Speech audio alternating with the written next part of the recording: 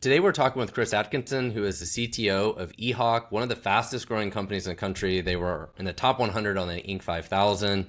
They're actually one of our customers here at Fullscale. And when I had breakfast with him the other day, he talked about an interesting topic that I think is really important that doesn't get enough focus, although it's one of the biggest challenges that a lot of engineering leaders have. So software developers, a lot of times, like to write code, their heads down, they can be very smart engineers, great architects.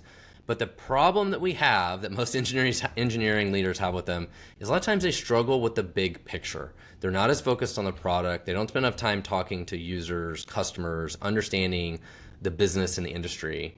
And Chris, I know you said that was something that you focused on a lot at your company. And I'd love to hear your thoughts, I guess, first of all, on that problem. Do you see that a problem a lot with software developers? Yeah, I think it's been a problem by default because we haven't, in my experience in engineering, we haven't put a lot of focus and priority on value, on bridging the business side to the technical side and the solution side. And so what you end up seeing is because there's a disparity there, engineers are focused on doing the things that the engineers love to do. They love to code, they love to be creative, they like to get the new tools out there and running and trying the new things, which is valuable and important to them. And so as we've built a team here at eHawk, I told someone the other day, I'm like, everyone in my organization is in product, is how I think about it. Because the product is what sells the business, and we have to position the product right. We have to understand how that's all going together. So when I think about the problem, I think about the value that it brings when I can get an engineer to really understand the business problem, because then my most expensive resource is becoming a multiplier. They're more passionate about the work that they do. They're driving better solutions and more creativity than I can.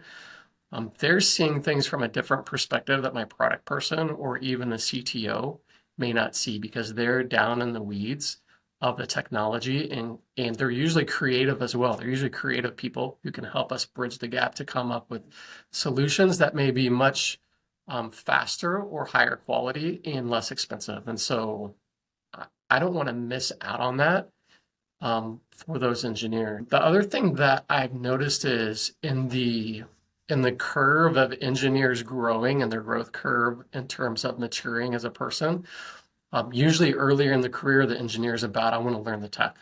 I want to learn the skill. I want to get better at the craft. But at some point, there's a switch that goes off that says, there's more to life and more to engineering than just coding things out and getting it out the door.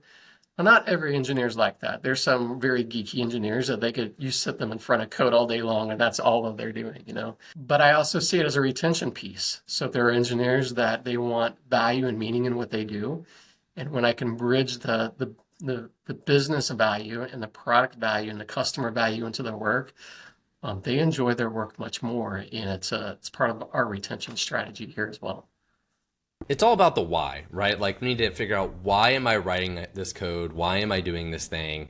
And the why shouldn't be that, well, I just like writing code and I'm refactoring it because, somebody else online said this is a better way to write the code. Like, it needs to be in service of the, why are we actually doing this? Who is our customer? Who's the user? What's the product? Like, that's the why that not enough engineers are focused on. So my question for you is, at your company, how do you train that? Like, how do you instill that into your team to understand this big picture and be more focused on product? Like, can you give us any tips about how you actually do that from a tactical perspective?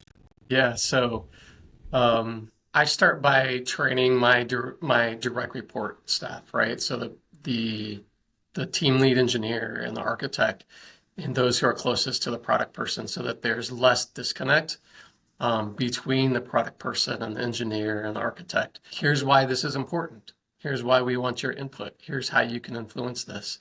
And then that naturally will begin to roll down on the engineering side as they work with engineers, because that team lead or that architect is bringing in business context in that conversation. And then part of what we do is I ask for it as a leader in my organization. So what we'll do A very practical thing that we'll do is we record some of our client conversations that our customers have. That's really easy to do with remote technology nowadays. And when we have a really good one, what I will do is I will post it on our Slack channel and I will say, I want everybody in the engineering team to take 20 minutes, 30 minutes out of their work this week and watch this. And then I'll follow up 2 or 3 days later and I'll say, okay, now that you've watched this, I'd like to understand what was a takeaway that you had or what's an idea that you had that we could apply here at eHawk to make the product better, to drive customer value better. And that's an easy way to do it. It also is, for us, it's less direct in terms of I'm not necessarily mandating it. And it's interesting to me to see who responds to that, because then I can connect engineers who care about business value and product value and customer value. And I can understand those who are engineers who are focused on the true value and those who are engineers who are just focused on knocking out work. I think there's three things here that I can think of. I think sort of sales demos, I think, like you mentioned, I think are really, really valuable. Like just, watch these recorded sales videos or watch these customer service account type videos, I think are really good. I have a couple other suggestions. I think pulling more of the developers into support related conversations is really good. At one of my last companies, we had like a support stand up every single day, I think for like a few minutes, where we'd get together like, hey, what major support issues do we have? What customers have what problems? And I think getting the developers more involved in understanding what the problems are and kind of seeing the pain of it, I think helped get them to better understand of like, first of all, I don't want to create problems that turn into this because I don't want to get drug into these problems. But understanding that part of it was really good. I think another one is watching the users use the product. Actually, one of my first jobs, like over 20 years ago, of course, we were on site and in person. I could walk down the hall and I could go see our users actually using the product. Now, fast forward today, that's never been easier. There's all sorts of software you can install, right, that runs within your app. It's a SaaS app. You can install it. Or potentially you can do screen recordings. You can watch how users log in and use the software. And I think for a lot of software developers, that part of it would be horrifying. They're like, why do you go here? Why do you go click here? Why do you do, oh my God, why do you do this? But I think that kind of stuff would also be really, really good.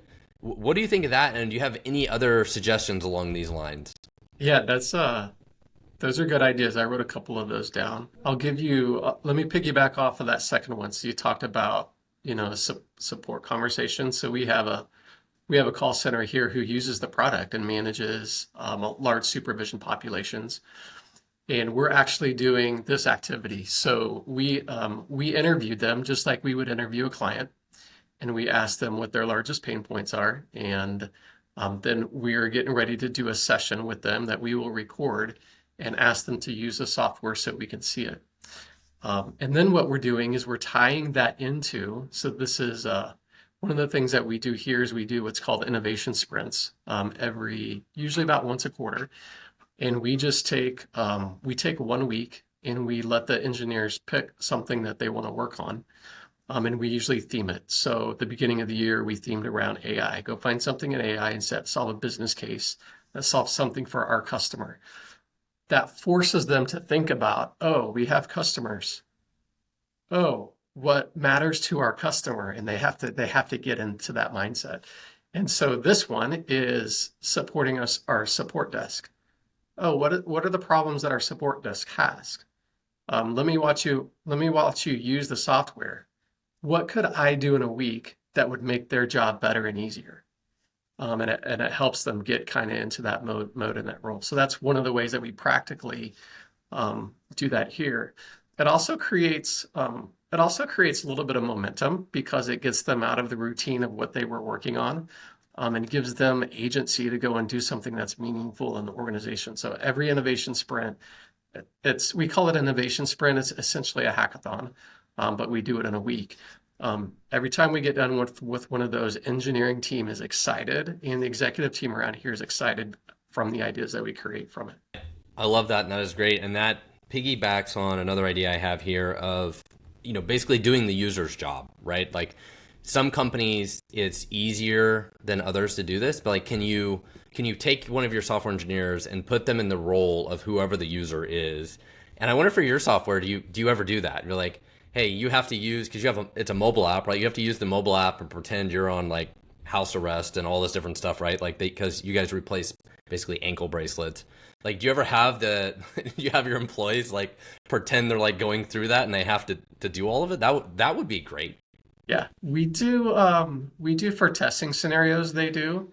I model it, so I've got two cell phones. I carry an iOS and an Android, and I have it in the production and stage environment. So all the engineers in the organization get to see all of my data where I'm at all the time, and they get to spy on me. Yeah. Right. So I wish a few more of them would take that role on. I think, it's a little bit of a privacy, thing. People are seeing what I do. Yes, that's a good idea. We challenge getting our engineers going all in on that, but occasionally they will. I think you're muted there. So tell me more about how you think this improves productivity in your team, improves creativity in your team by spending some extra time on training on this part of it. So for me, what training does is it shows that it's valuable to us and it's meaningful to us. So it's part of our culture that says we want to train you on this because we think it's going to make you better. And oh, by the way, it's going to make us better as an organization.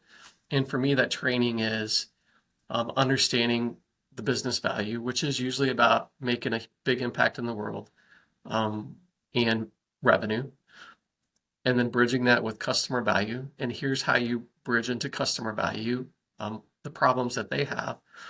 And then here's how what's in it for me, right? Here's how this makes you a better engineer, both for eHawk or for the organization that you're in, but also for the future you. And so we're going to bring you this simple training that talks about, how to understand the voice of the customer, the idea of the customer, and make an impact that is meaningful. I think the other part of this that gets missed that I think is super important is this helps or should help the developers have more empathy around the users. I think that's one of the biggest problem we have is the developers are so divorced away from the end user that they sort of don't care. They're like, I don't care how they use this thing. I don't care what they have to click. I don't care about the documentation. I don't care about anything in regards to that, right? And I think that's part of our struggle too, is some software engineers are so far away from the users that they maybe lack empathy for them, right? Like, but they need to have empathy for them. They need to have that empathy around like how they use this product and making it a better product, I think is really, really important. Does that make sense? Yeah, that makes sense to me. And it's not, the engineers don't do that on purpose. They do that just because they're 2 or 3 levels removed. They're too far away. They're too far away. And that flows into the solutions that they create and they come up with. That flows into the questions that they ask to the product team when they're talking about understanding the context of what we're trying to build. Those questions get better and they offer more perspective and sometimes challenge those product leaders or architect leaders in terms of what we're trying to build, because now they have a diverse perspective and they can build higher quality software and make less mistakes. We have a real easy one here.